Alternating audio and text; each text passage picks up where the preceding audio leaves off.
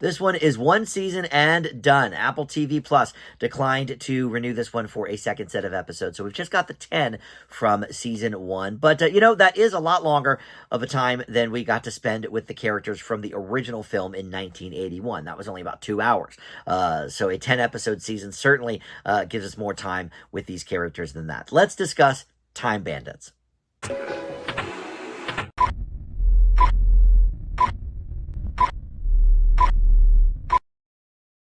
Hey guys, Dan here. This is Dan Reviews It. Welcome to my TV review for Time Bandits. This is streaming all 10 episodes from now the entire series on Apple TV Plus. It features Lisa Kudrow, Jermaine Clement, Taika Waititi, among others. We'll get to all the specifics here in just a moment. First, though, let me welcome you back to the channel. If you are a Dan Reviews It subscriber, thank you so much for that. I love it when you guys return and check out my stuff. But if you're not, please consider subscribing and click that notification bell so you get the alerts for all my new videos. I do try to post just about every day, so always a lot going on here on the channel.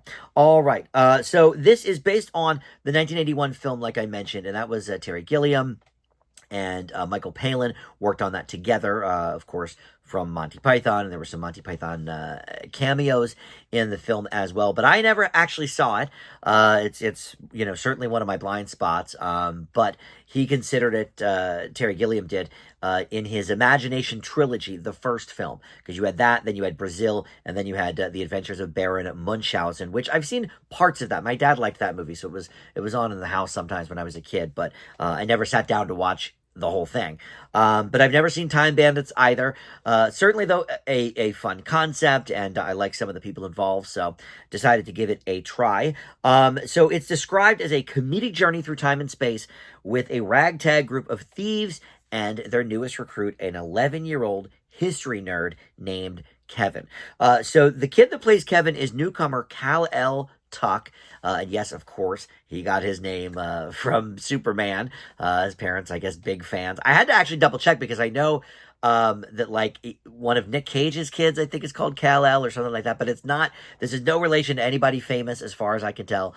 He's just an up-and-coming young actor who happens to be named Kal-El. And he plays Kevin. His parents, played by James Dryden and Felicity Ward. And he is this huge history buff, big history nerd. Nobody in his family cares. Nobody in his, well, he doesn't have a friend group, I should say, but nobody, at school cares. He really feels like he is alone in the world with his interests and his love of history and specific things about it. When a portal opens up in his room, and he realizes, oh my God, like what is going on here?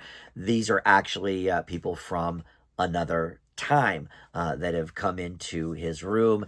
They've discovered a portal there. So that includes Lisa Kudrow, Roger Jean Nezgumova, Tadig Murphy, Charlene Yee, haven't seen her in a while, Rune Temte, Rachel House, and Kiera Thompson. They make up all of the Time Bandits. And then you also have Jermaine Clement and Taika Waititi as pure evil and the supreme being, respectively. And Lisa Kudrow is really the person who caught my eye on this. I typically love things that she does. I love her style. And I like the character here it is Lisa Kudrow-ish. It is Phoebe-ish. But it works. Lisa Kudrow, for me, is one of these actors who kind of can play similar parts and yes, dial up the eccentricity, one way or the other. But typically, you get a similar type of performance and character from Lisa Kudrow, just about every time. Now, maybe they wrote this character with her in mind, and so they kind of wrote to her sensibilities. I'm not sure, when she came along in the casting process, but she is great in this. She's so funny, and really, a lot of the characters around her that she plays off of are funny as well. But this kid, Kal-El Tuck, hopefully we will see more of him in the future now that this has been canceled and won't be getting any more episodes. But he's really, really funny as well. And he's adorable, and he's clearly, this history nerd, and so he is helping them figure out, when they go through a portal, where exactly they are in time. One of the members of their own, group of thieves fancies themselves as sort of the map, and knowing where and when they are and whatever, and it's not really the case. Usually, Kevin's the one who says, "Oh yeah, we're here." And the first episode really is just kind of getting down the concept, as obviously a lot of shows are.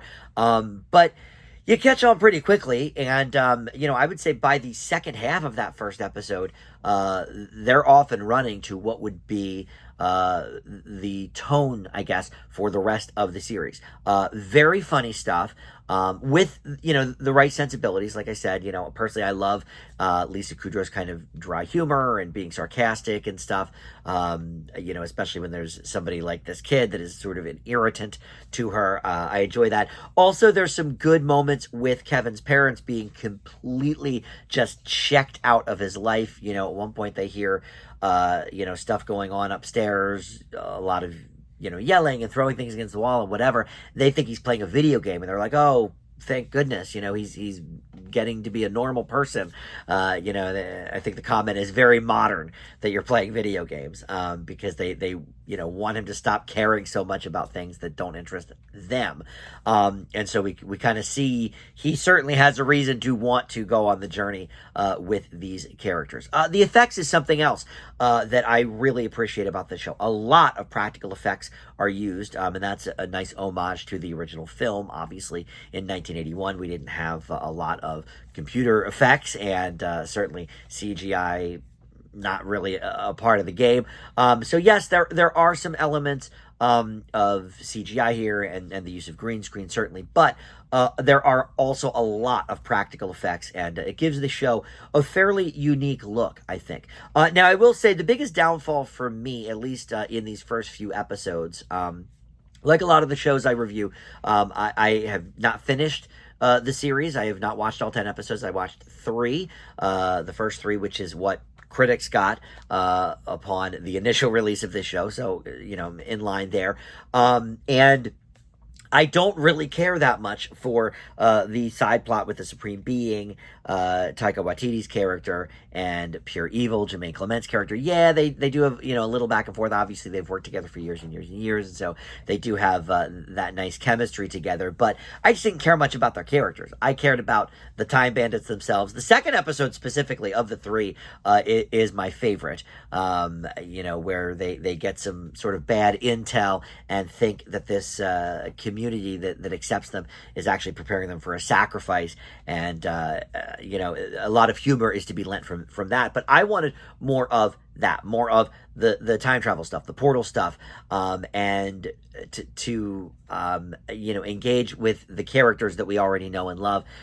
This other stuff with Jermaine Clement and Taika Waititi, it's okay. My guess is they probably dive more into that in later episodes, but that was the least compelling part of the show for me. So if they do sort of lean into that heavier in later episodes, maybe they aren't as good as the few that I saw. I thought the show was very enjoyable, and it does make me interested in watching the original film too, to sort of be able to compare and contrast it.